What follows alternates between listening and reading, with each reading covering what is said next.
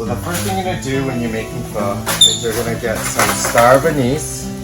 That's these guys. And you're gonna get some coriander seeds. And what you wanna do is just lightly toast them. So this pan's hot and you just wanna toast it just to kind of bring out some of the aroma in there. You can kind of smell it. It smells really good right now. The second thing we do is we buy a whole chicken. So these are the chickens that are whole.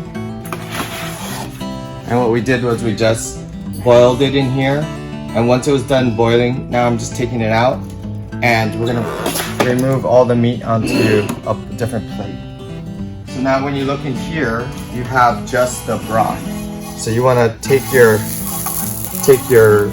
lightly toasted star anise and coriander and put it in there. And you wanna just kind of boil this through. Okay, so what I'm doing is just adding, this is just chicken bouillon. Just throw that in there. And you just want to kind of get all this to mix together.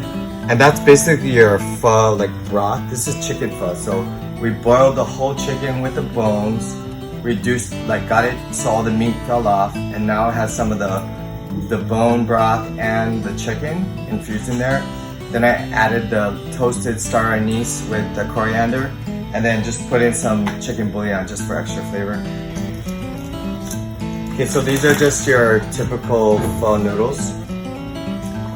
I don't have another pot for water, so I'm just gonna boil it in the broth and take it out. And the main thing is what you don't want to do is overcook it where it becomes soggy. These are the noodles, they're already pre-cooked. So put some of that in there. Put some chicken and maybe a meatball or two. And then what you want to do here is you want to put some fresh vegetables on there. These are PHO and then some mint. And these are basil. And then just take your broth and just put it in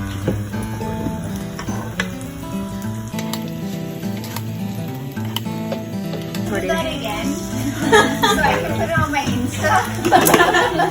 And who wants to eat?